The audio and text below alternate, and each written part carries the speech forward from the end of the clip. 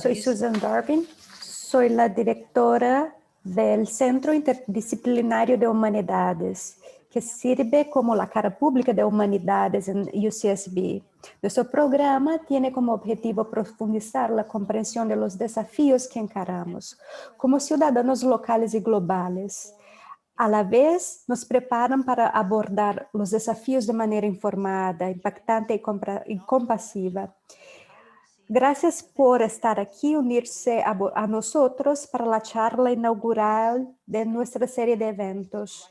En nuestros próximos meses, activistas y escritores van a tomar espacio y unir fuerzas por la democracia y condiciones bajo las cuales puedan prosperar una democracia. Antes de hablar, a pasar la charla a nuestro orador, os quiero acordar que hay una función de preguntas y respuestas en la pantalla. Al final, vamos a hacer tantas preguntas como sea posible a nuestro orador. Agradezco también a la profesora Viola Emilio y a la profesora Aline Ferreira, que son intérpretes, así como la intérprete Katie Voice de ASL.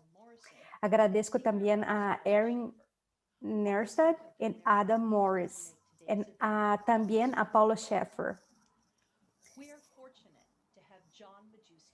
Tenemos suerte de tener a John Majewski como orador inaugural de Living Democracy. Él es el decano de Humanidades y Bellas Artes Michael Douglas de UCSB y miembro de la Facultad de Departamento de Historia. Su especialidad es la historia económica, social y legal de los Estados Unidos, historias del sur, la guerra civil de Estados Unidos. Tiene 2 libros, A House Dividing Economic Development in Pennsylvania and Virginia Before the Civil War and Modernized Slave Economy, The Economic Imagination of the Confederate. Y también tiene muchos artículos y reseñas y capítulos de libros. Es un honor dar la bienvenida a John Majewski al IHC para presentar su conferencia, La democracia vive a la sombra del capitalismo, trabajo creativo, abolicionistas negros y la lucha para acabar con la esclavitud. Muchas gracias. Gracias, Susan. Es un honor estar aquí y dar este discurso de apertura de este año, especialmente dado el programa extraordinario de distinguidos oradores que la IHC ha reunido sobre el tema muy oportuno de la democracia viva. Empiezo con la historia de James Pennington, un joven herrero esclavizado quien escapó de la servidumbre para construirse una nueva vida en el norte. Él había sufrido crueldades inherentes a la esclavitud, largas horas de trabajo sin compensación, separación forzada de familiares queridos y violencia arbitraria contra él y su familia. Pues, sin embargo, a pesar de todo ese abuso físico y psicológico, Pennington escribió que el peor elemento de la esclavitud era la negación sistemática de la educación. Cuando se escapó, como la mayoría de los esclavizados, era un analfabeto funcional y escribió, me robó mi educación. Para compensar sus años, él se convirtió en un estudiante muy voraz. Para compensar sus años de aprendizaje que había perdido. Un año después de su fuga, se convirtió en maestro y luego pastor de la iglesia.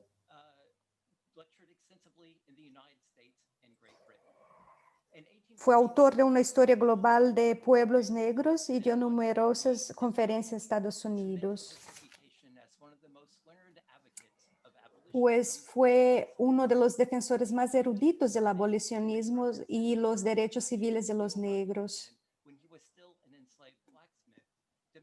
Cuando todavía era un herrero esclavizado, ya demostraba su anhelo por la alfabetización, aprendizaje y el conocimiento. Su historia de oscuridad mental se convirtió en un tema cada vez más importante para los abolicionistas.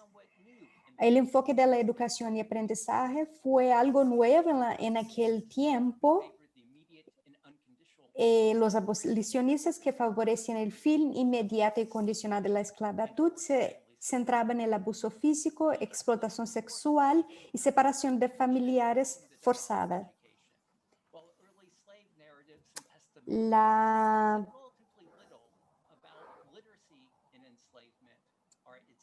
Las narrativas testimoniales abordaron poco cómo los esclavos experimentaban la alfabetización o su ausencia.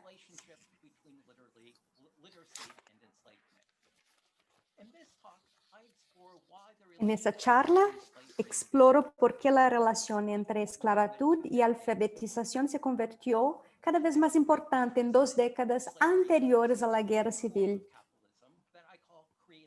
Pues una nueva forma de capitalismo, que yo llamo capitalismo creativo, como el nombre indica, enfatizó la innovación, imaginación e invención. Como veremos, el capitalismo creativo llevó niveles asombrosos de desigualdad y reforzaría el racismo sistémico.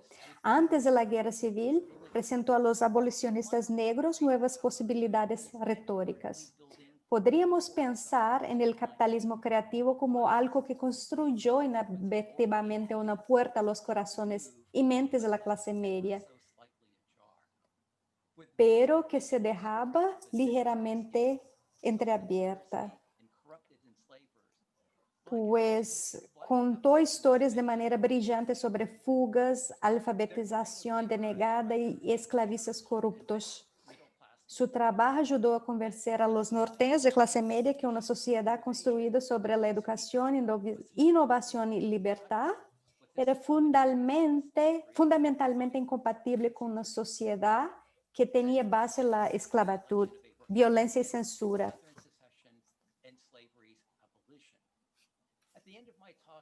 Al fin de mi charla, especulo cómo el trabajo creativo de los abolicionistas negros tiene implicaciones para hoy, mientras tratamos de vivir la democracia bajo la sombra de una nueva forma de capitalismo creativo. Ahora voy a presentar un breve esbozo de lo que quiero decir como capitalismo creativo. En pocas palabras, mercantiliza la creatividad, imaginación y novedad que se convierten en bienes y servicios.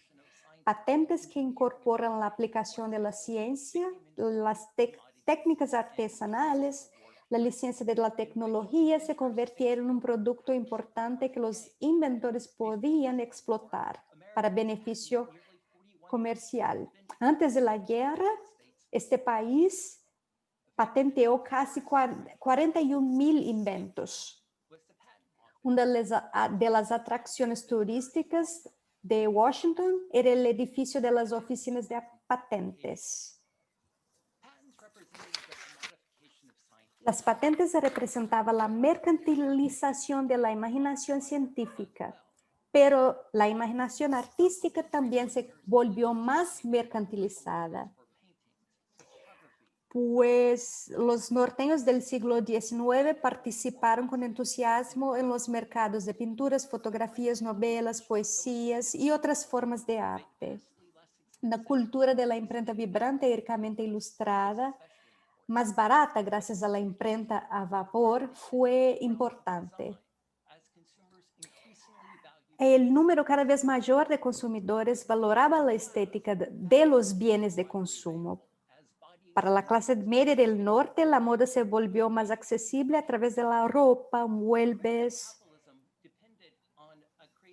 El capitalismo creativo dependía de una infraestructura creativa para hacer circular rápidamente el conocimiento y la información. La educación generalizada permitió que personas particularmente talentosas curiosas y creativas descubrieron sus talentos, mientras construía la educación generalizada.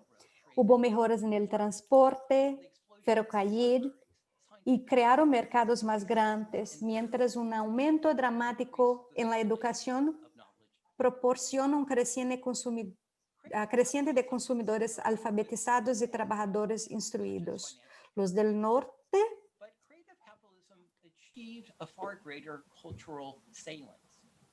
Northerners noted with pride that their level of schooling, literacy, and inventive activity were among the highest in the world. En 1858, Lincoln dio una charla sobre descubrimientos e invenciones, observando cuando creemos que en Estados Unidos descubrimos algo, inventamos y mejoramos las cosas más rápido que cualquier otra nación.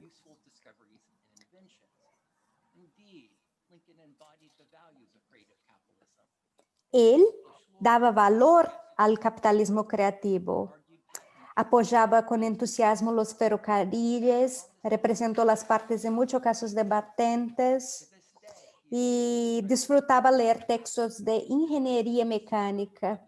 Hasta el día de hoy, el único presidente que ha tenido una patente a su nombre, porque ideó un sistema de fuelles inflables que elevarían los barcos de vapor para superar obstáculos y aguas poco profundas. Los abolicionistas aprovecharon regularmente las últimas tecnologías de impresión y comunicación para distribuir decenas de miles de piezas de literatura abolicionista cada año. Fundaron bibliotecas para distribuir esta literatura a un costo mínimo o nulo para lectores. Las ciudades del norte estaban especialmente ansiosas para aprovechar cualquier oportunidad que ofreciera el capitalismo creativo. Establecieron propias escuelas, publicaron sus propios periódicos, tenían sus propias librerías, organizaban las bibliotecas y crearon sus propias sociedades literarias. Las instituciones celebraron a los escritores y pensadores negros. Wheatley y también el científico Banneker, mientras demostraba su propio derecho a igualdad y ciudadanía.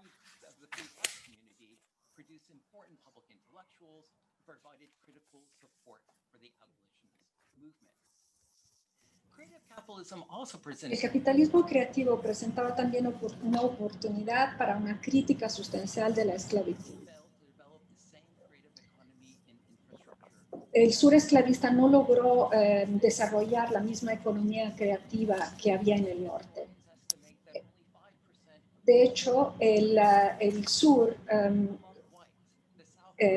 que contenía 30% de la población, en realidad en 1860 había contribuido nada más el 5% de las patentes de la nación.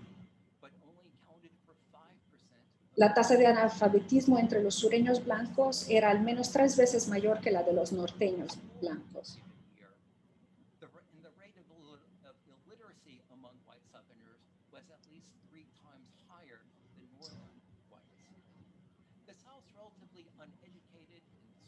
Aparte de la población relativamente poco educada y desperdida, el mercado editorial tenía bastantes dificultades en el sur. Los sureños estaban tan atrasados en áreas como el grabado y la fabricación de papel que tenían dificultades hasta para imprimir su propia moneda durante la guerra civil. Y también en el establecimiento de bibliotecas, liceos, museos y otras instituciones se quedaron atrasados. Así que los abolicionistas podían argumentar convincentemente que una sociedad esclavista era fundamentalmente incompatible con la visión económica y moral del capitalismo creativo. Los mejor posicionados para argumentar ese punto eran justamente aquellos que se habían escapado de la esclavitud. En una serie de narrativas populares y autobiografías, los esclavos fugitivos demostraron que el acto de escapar era un acto de creatividad. Benjamin Brown se envió literalmente a sí mismo en una caja desde Richmond, Virginia, a Filadelfia, en Pensilvania, soportando un viaje de 27 horas. William y Ellen Craft tomaron una serie de trenes, diligencias y barcos de Georgia a Filadelfia, con Ellen disfrazada de esclavista anciana y William haciéndole de papel de esclavo.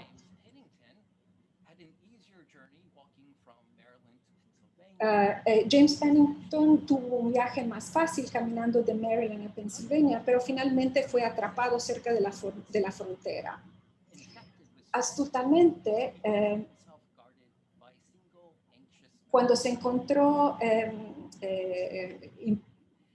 al único captor que lo cuidaba, era uno, le dijo que hacía parte de una fila de esclavos encadenados infectados de viruela y logró escapar.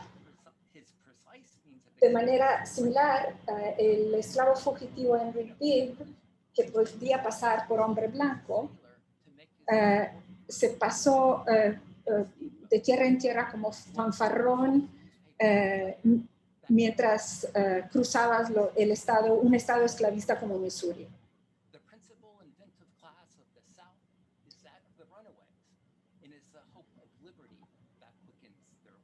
Los fugitivos eran los personajes más creativos del sur.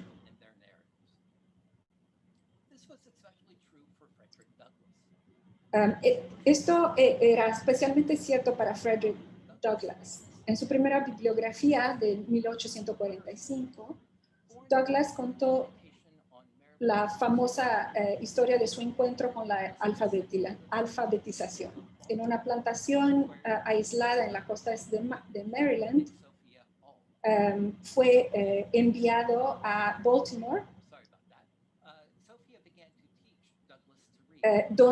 para vivir con Sophia Old y su marido. Ella le empezó a enseñar a leer y escribir, y el marido, cuando lo descubrió, estaba muy airado y le dijo: tienes que dejar de hacerlo porque si no se va a volver ingobernable y va a ser incapacitado para ser esclavo.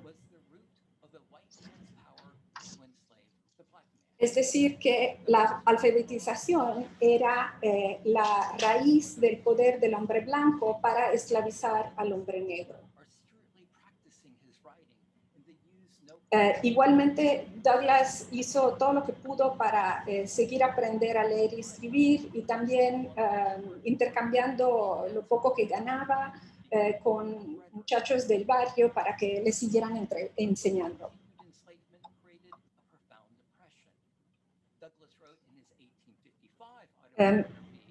Sin embargo, la continua esclavitud lo hundió en una profunda depresión. En su autobiografía de 1855 dijo: para convertir a un esclavo en un esclavo contento, hay que hacerlo irreflexivo, quitarles el pensamiento. Douglass dijo claramente que la alfabetización era una batalla crítica entre los esclavistas y los esclavizados.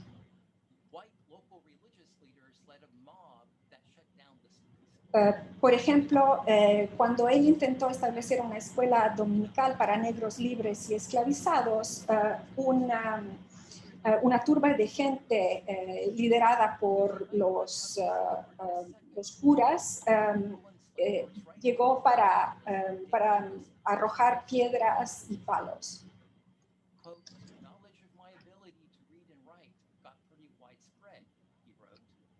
Sin embargo, Douglass dijo que era difícil y peligroso para una persona negra dar a saber que podía leer y escribir. Y sin embargo, en su caso, ese conocimiento se difundió bastante, lo que pesaba mucho en su contra. Otra experiencia es la de Solomon Northup, un hombre libre secuestrado y esclavizado, antes, cuando era, que fue primero libre y luego esclavizado. Como negro libre, Northup vivía al margen de la sociedad del norte, pero tenía acceso al sistema escolar y entonces sabía leer y escribir. También aprendió a tocar el violín y que se volvió su pasión dominante en su juventud. Después de varios trabajos, se mudaron a la ciudad turística de Saratoga Springs, donde él encontró trabajo como conductor de coche y a menudo se desempeñaba como violinista. Entonces esto, evidentemente la escolaridad se reconocía como un presupuesto para la movilidad hacia arriba, para cambiar de clase social. Una vez atraído a Washington con la perspectiva de un trabajo bien pagado, fue raptado por dos blancos que lo vendieron como esclavo y terminó en Luisiana.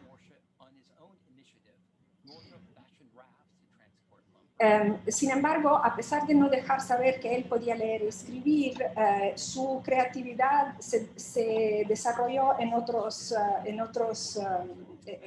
eventos. Diseñó balsas para transportar madera, construyó telares desde cero, elaboró un mango de hacha mejorado y una nueva trampa para peces. Entonces, su creatividad le dio una sensación de control y orgullo masculino en un mundo que de otro modo sería completamente deshumanizante. Y también disfrutaba de su superioridad sobre los amos del sur, sus amos del sur, que muy a menudo eran analfabetos.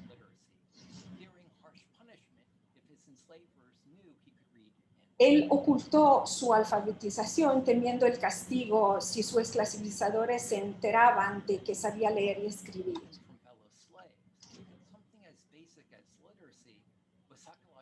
Entonces, imagínense que algo tan básico como la alfabetización era psicológicamente debilitante, lo que quizás explica el impulso de Northup de inventar y crear en otros ámbitos. La única manera de salir de la situación era si podía enviar una carta a amigos y familiares en el norte. Logró obtener una hoja de papel y también hizo tinta a partir de la corteza de árboles y sin embargo su plan fracasó cuando un trabajador blanco pobre lo traicionó, él que había sido encargado de poner en el correo la carta. Pero afortunadamente, como su amo, Edwin Epps, asumía que ningún esclavo podría aprender a leer y escribir, quizás en parte porque él mismo no tenía educación, lo que Northup relacionaba con la disposición violenta de Epps. Solo pudo escapar cuando se volvió amigo de un canadiense que lo ayudó.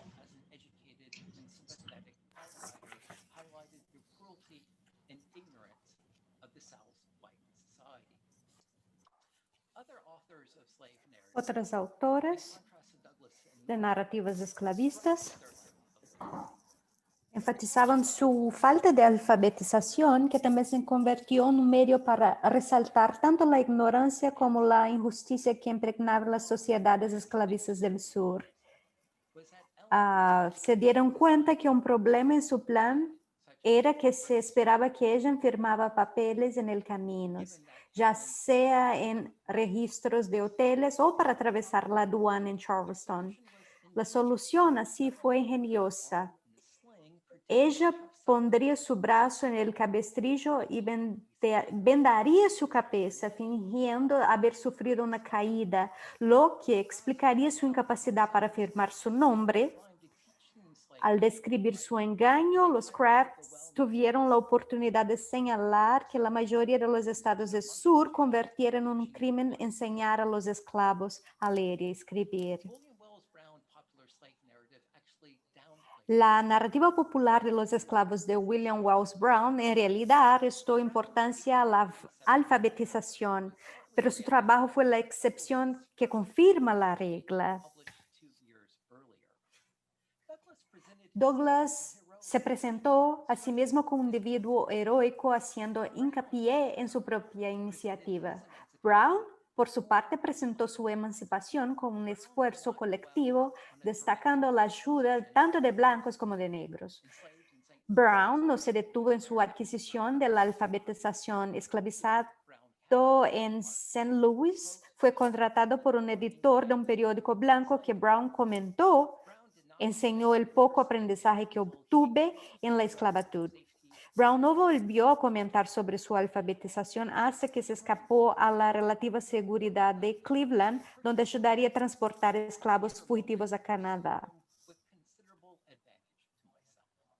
The ironic understatement was El eufemismo irónico era casi cómico.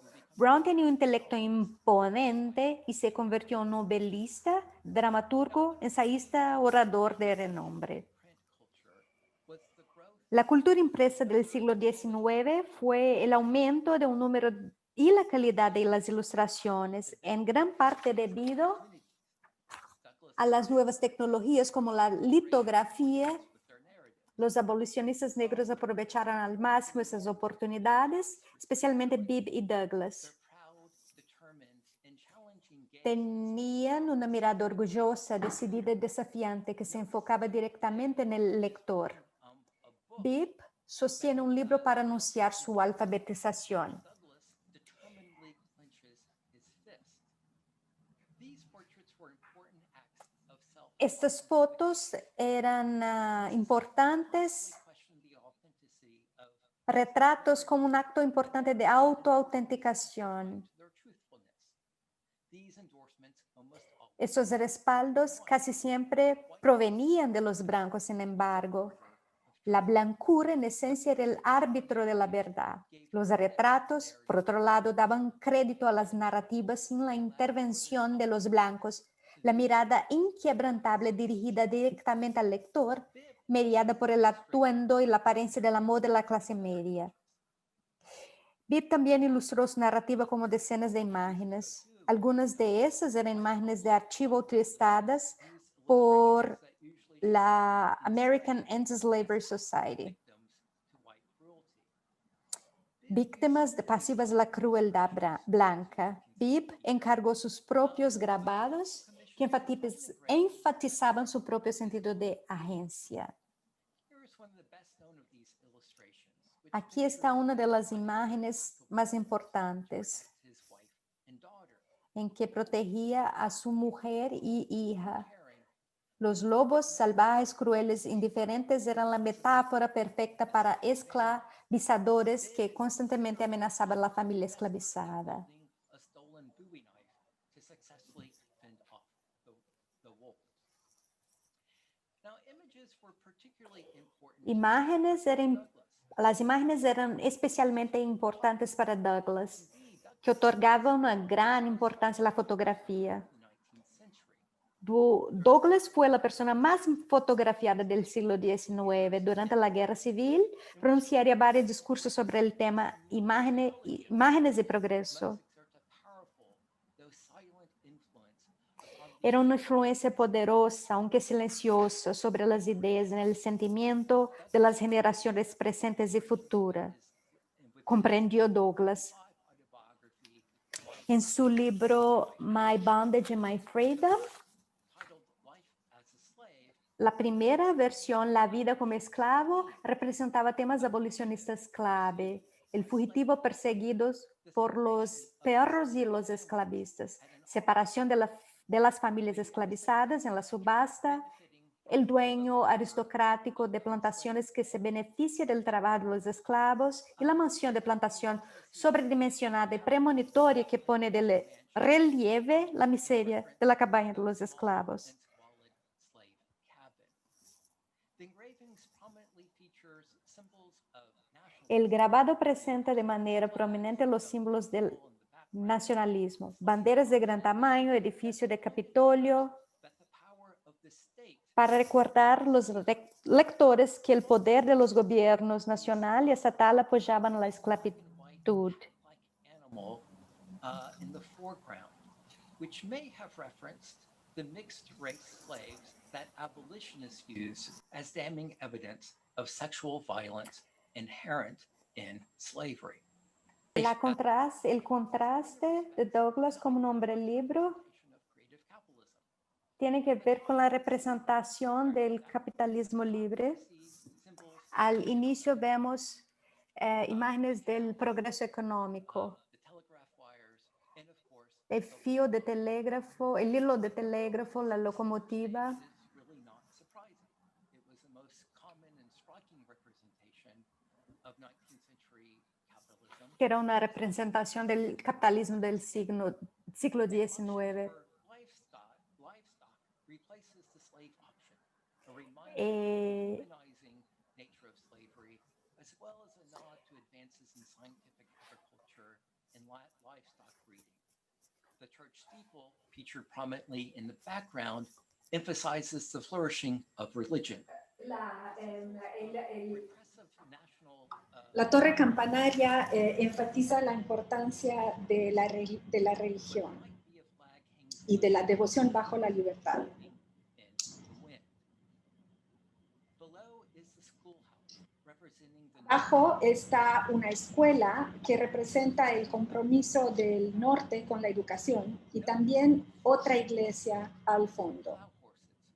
Noten los caballos que jalan el arado, quizás son el único símbolo de integración racial. Pero los niños es imposible decir a qué raza pertenecen. Y eso podría implicar que esa sea una solución futura de que haya una sociedad con mestizos sin tener que subrayar el origen racial.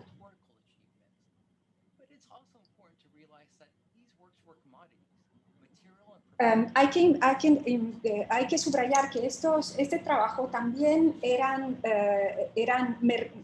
mercancías, ¿sí? Que se vendían. Que no eran solo simbólicas e importantes para la liberación y el abolicionismo, sino que también como pues, mercancías para vender.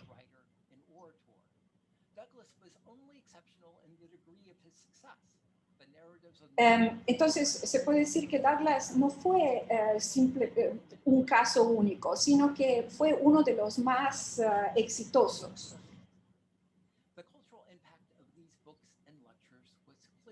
El impacto cultural de estos libros fue muy importante porque la cultura popular fue vencida, digamos, para la parte de los abolicionistas porque se leían muchos estas narrativas de esclavos.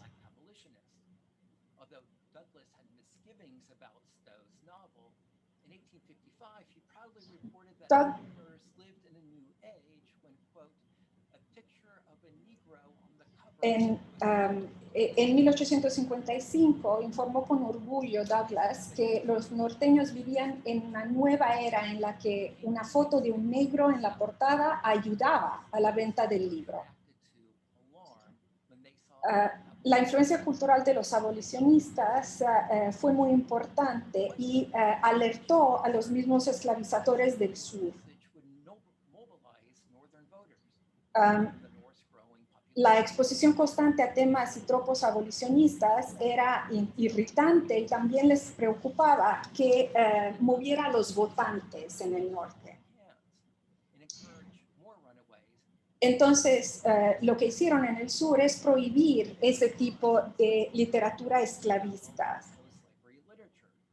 Y sin embargo, sí, la escondieron y esto causó hasta más, más interés quizás en estas narrativas. En el sur también le pusieron un precio en la cabeza de los autores negros que producían libros en el norte, como incluido Frederick Douglass.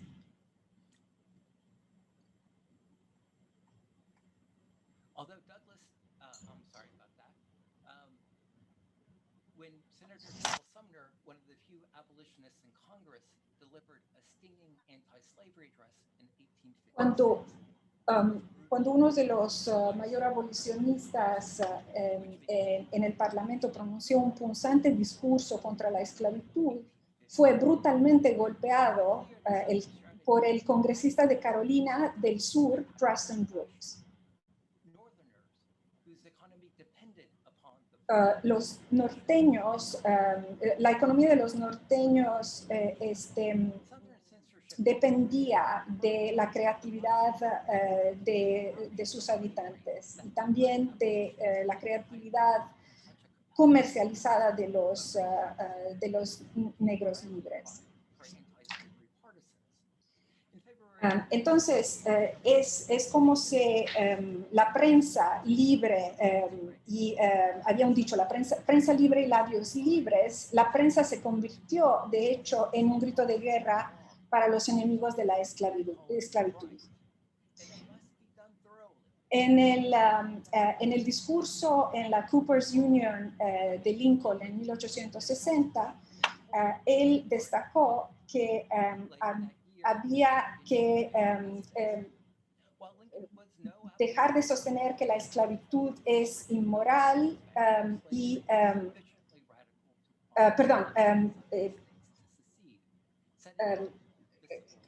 había que establecer que la esclavitud es inmoral y dejar de decir que era moralmente correcta como hacían en el sur.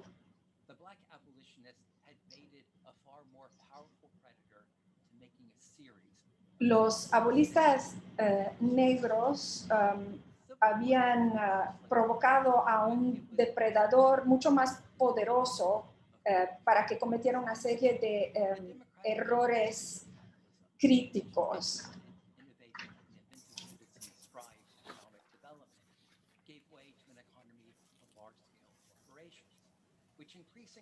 Que aumentó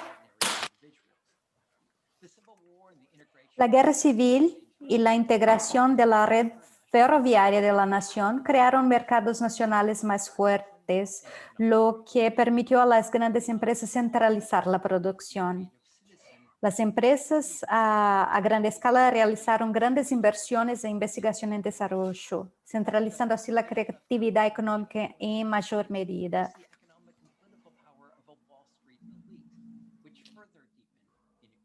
Eso sirvió para profundizar aún más la desigualdad. Los Estados Unidos de la Edad Dorada todavía tenían una de las economías más innovadoras e inventivas del mundo, pero el capitalismo creativo había perdido su sentido optimista de posibilidad democrática. Así no se extraña que las voces negras se encontraron cada vez más marginadas. Sin duda, se obtuvieron importantes victorias. Un aumento, por ejemplo, espectacular en la alfabetización de los negros en los años de la posguerra. Las sociedades literarias negras establecidas antes de la Guerra Civil continuaron expandiéndose y floreciendo. Pero el crecimiento de la literatura y los lectores negros nunca replicó el poder cultural del movimiento antiesclavista. Los blancos del norte perdieron la guerra y no querían paz. La corrupción, racismo, sugieren que el vínculo entre el capitalismo creativo y posibilidades democráticas fue altamente contingente y históricamente específico. Sin perder de vista la especificidad de la década de 1850, Podemos escuchar los ecos del periodo de la guerra civil en nuestra propia política. También estamos experimentando una forma de capitalismo creativo. Desarrollo de Internet, teléfonos, tecnologías han transformado el acceso al conocimiento, imágenes, entretenimiento, en formas no muy diferentes a las del telégrafo, imprenta, vapor y ferrocarril del siglo XIX. Tenemos un acceso incomparable a la información, literatura y arte. Necesitamos observar la evolución de las humanidades digitales y ver cuán emocionantes han sido estos desarrollos. Como su contraparte del siglo XIX, la versión del capitalismo creativo del siglo XIX han sido altamente regionalizadas.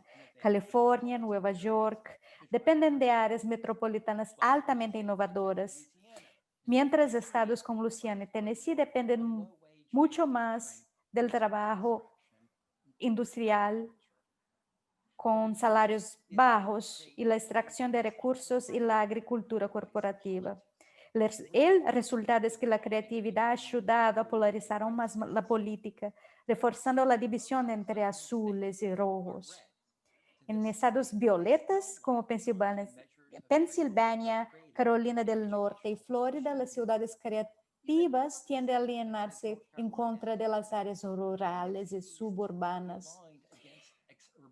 Ciudades creativas ayudan a impulsionar la economía de estados como California.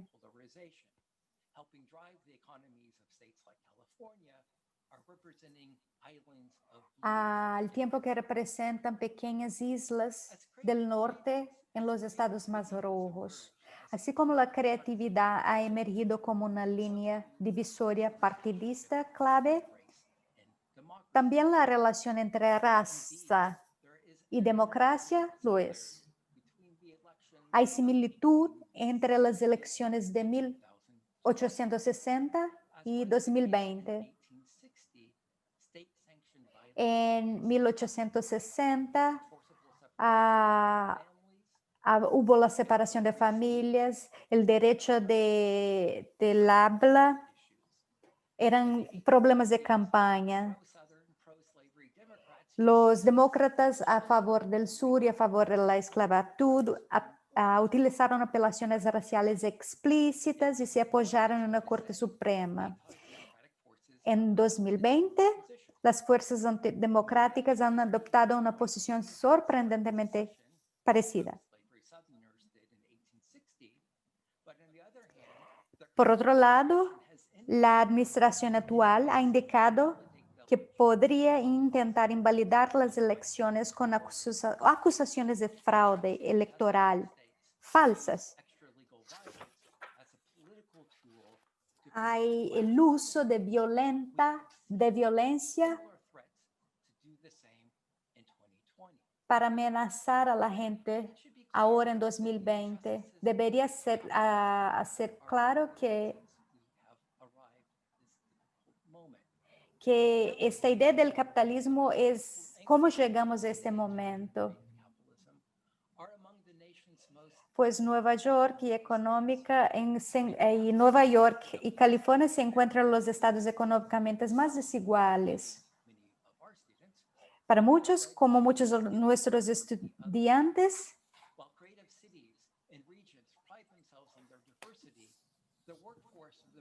la fuerza de las grandes compañías tecnológicas, algunas compañías, por ejemplo, muestran poca consideración por la democracia. En 1850, comerciantes e industriales prominentes se opusieron a la agitación abolicionista y de manera similar, empresas como Facebook se han beneficiado de la difusión de información errónea, tienen todos los incentivos económicos. El capitalismo creativo, después de todo, sigue siendo capitalismo. Los republicanos del norte esperan que la tierra libre en el oeste reduciría las desigualdades que el capitalismo había causado. Ahora sabemos que hacerlo requiere un Estado regulador fuerte y redistribución significativa de la riqueza. 12 years ago, the United Hace 12 años, los Estados Unidos eligieron a nuestro primer presidente negro. electing an authoritarian Ahora corremos el riesgo de reelegir a un líder autoritario que promete avivar las divisiones raciales y subvertir la democracia. for good reason. Los abolicionistas negros pueden brindarnos algún consuelo. Tenían dudas mucho más graves y significativas sobre el destino de la democracia aquí. Por mucho tiempo, la causa pareció desesperada. National politics. Sus esclavizadores dominaban la política nacional. Incluso el Partido Republicano parecía valorar irremediablemente el arraigo del racismo del norte. Yet Black abolitionists still, Sin embargo, however, slender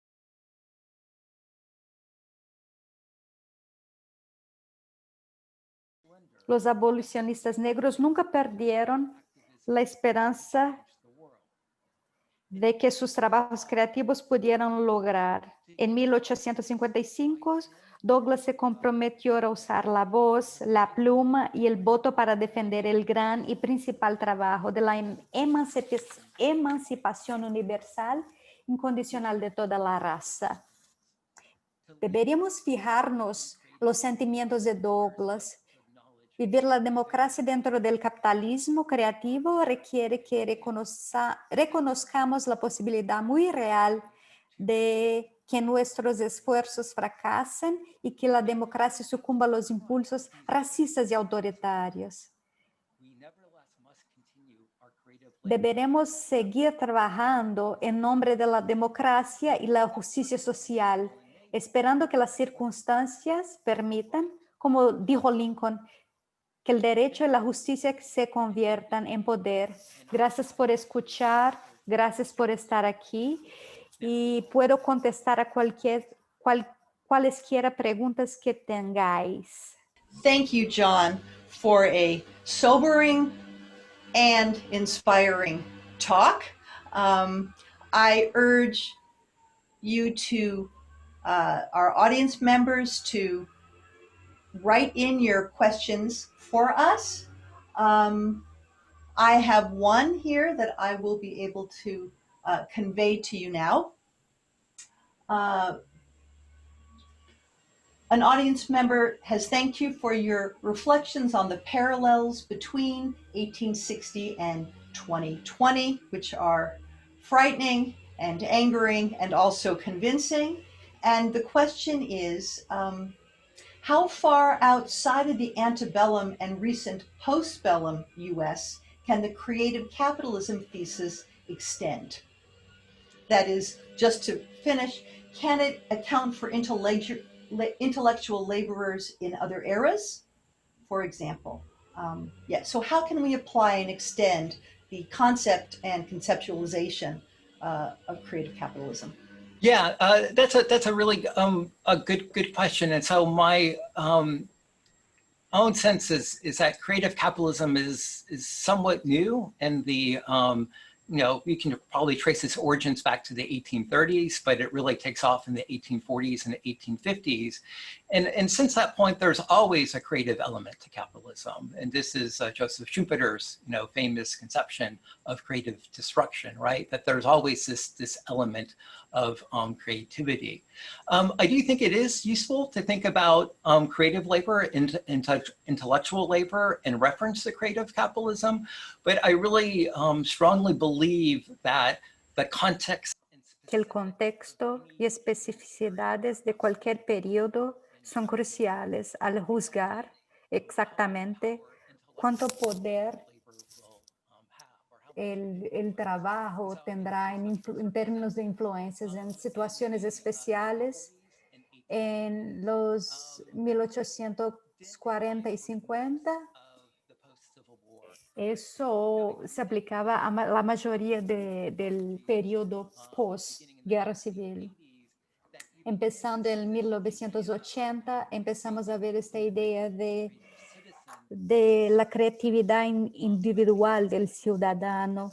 creo que la misma cosa había pasado en el siglo XIX, cuando tuvimos aquel momento en que conceptualizamos la creación del capitalismo, esperando que la cosa seguiría este canal.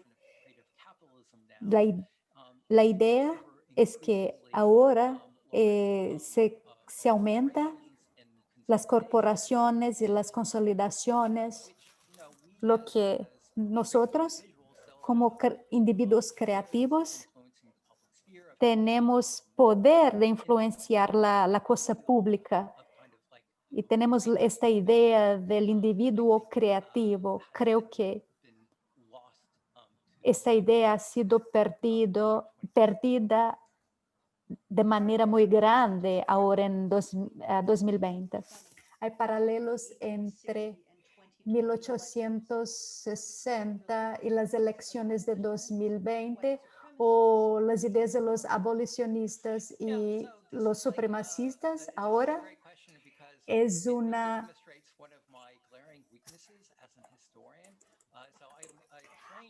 ahora tengo entrenamiento en economía y historia. Claro que he tenido que aprender a muchas cosas de religión y pues siempre les pido perdón a mis estudiantes porque hay muchas cosas que no sé, pero los abolicionistas, obviamente, muchos de ellos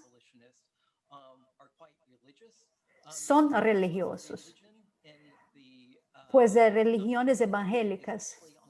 El siglo XIX está más al lado de los abolicionistas y evangélicos están más al lado de los más liberales.